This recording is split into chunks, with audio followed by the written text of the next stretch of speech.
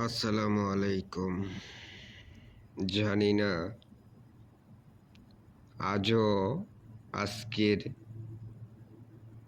কি একটা দুঃস্বপ্ন আজও কি আমাদের বাংলাদেশের মধ্যে একটি দুর্ঘটনা ঘটে গেল। কখনো ভাবি নাই যে আমাদের এই দুর্ঘটনা ঘটবে। এখনো প্রশিক্ষণ বিমান গিলে পুরনো বিমান দিয়ে আর যেন কখনো বাংলার মাটিতে এই মর্মান্তিক হত্যা কখনো যেন আর না দেখি। কি বলবো, ভাষা নেই, বলার মতন ভাষা নেই। তারপরও যেতটুক বলতে চাইতেছি, আশা করি এখনো বাংলাদেশের মধ্যে দুর্নীতির আখড়া এখনো বাংলার মাটিতে বসবাস করতেছে।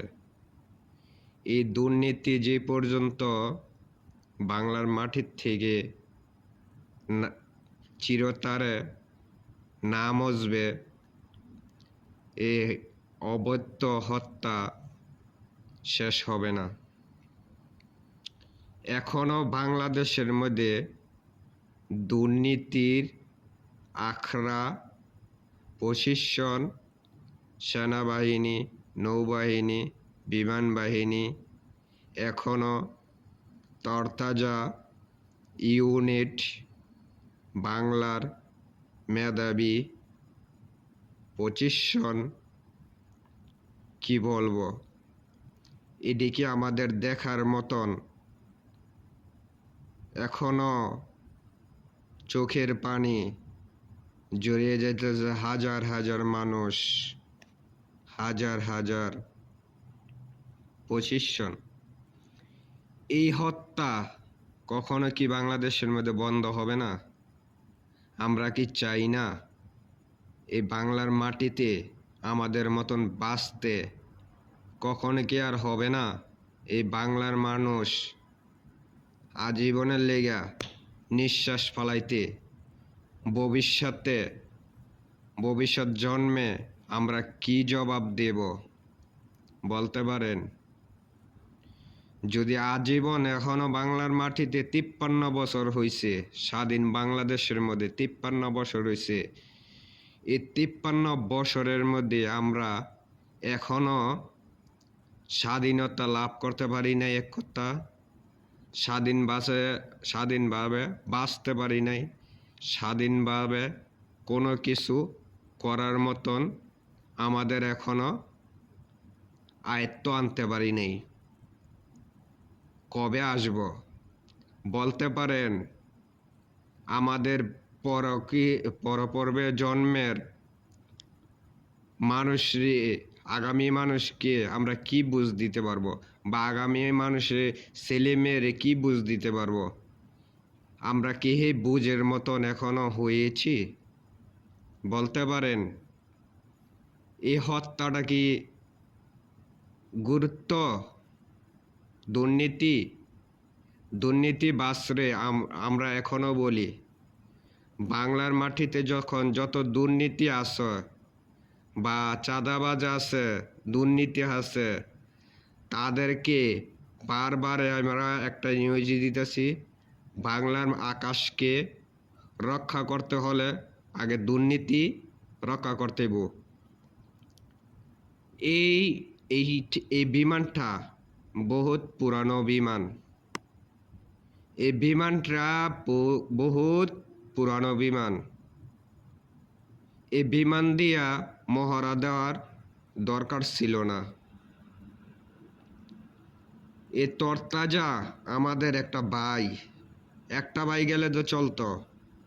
হাজার হাজার শিশু সন্তানগুলি, আমাদের সন্তানরা বা আমাদের মায়ের বুক কত খালি হলো।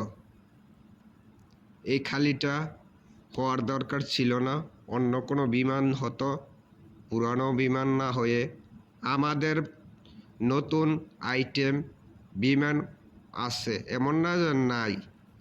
না থাকতো তৈলে একটা করে চলতো, আছে কিন্তু নতুন অবস্থায় কিন্তু এখনো আছে। কিন্তু মর্মান্ত হত্যা, এটার দায়ী কে নিব? জাতি নিব? জাতি একটি জিনিস চায়, দুর্নীতিমুক্ত বাংলাদেশ। জাতি একটি চায়, আর কোনোদিন কোনো মায়ের বুক বাংলার মাটিতে যেন না হয়। জাতি একটা জানতে চায়, এই 53 বছরে স্বাধীন বাংলাদেশের মধ্যে কোনো দুর্নীতিমুক্ত বাংলাদেশ হইতে পারে নাই। দুর্নীতিমুক্ত বাংলাদেশ এখনো হতে পারে নাই। আমরা কখনো ভাবতেও পারি নাই 21শে জুলাই মর্মান্তিক হত্যা আবার দেখতে হবে। এই জুলাই মাসটা আমাদের বহুত ত্যক্ত মাস, বহুত শোকান্ত মাস। 2024 সালের জুলাই, 2025 সালেরও জুলাই আবারও হাজার হাজার মানুষের হাহাকার নিয়ে গেল। এইটা আমাদের জুলাই মাস বহুত কষ্টের মাস, বহুত রক্ত দেওয়ার মাস। আজও 2021 সালের 25শে জুলাই আজও একটা মর্মান্তিক একটা দিন। তরতাজা পানগুলি, ছোট ছোট ভাই বোন, ছোট ছোট ছেলে মেয়ে, শিক্ষা প্রতিষ্ঠানে মর্মান্তিক একটি হত্যা। এটা আমরা কখনো চাই নাই, ভবিষ্যতেও চাবো না। তো ওই পজিশনে আমি একটি বলবো, যারা এই বিষয়টি নিয়ে তথ্য বার করার চেষ্টা করবেন, এখানে কি কোনো দুর্নীতি হচ্ছে? একটা পুরানো একটা বিমান দিয়ে মহড়াটা কি দরকার ছিল? কেন এই মহড়াটা হলো? হাও পুরানো একটা বিমান কেন? জবাব দিতে পারবেন? সবাই কি বলতেছি, বাংলার 18 কোটি মানুষের সন্তান হিসাবে 18 কোটি মানুষের সন্তান হিসাবে আমি এই কথাটা আপনাদেরকে বলতে চাই। বলতে পারেন কেন এই হত্যাটি, এই বিমান ধ্বংস হওয়ার কারণটা কি? আমার একটু বলবেন বা বুঝিয়ে বলবেন কেন? আমি একটু জানতে চাই।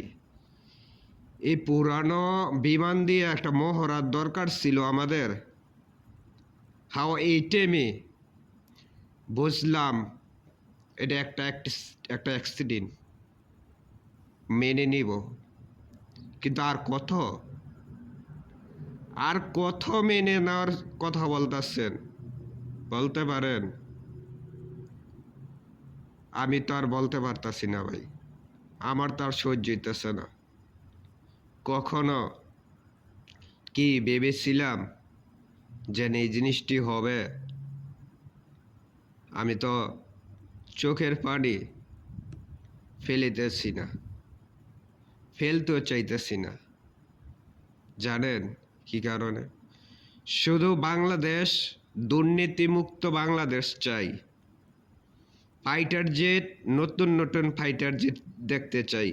পুরানো ফাইটার দিক দিয়া কোনো মানুষে ওপরে উঠতে দিয়েন না।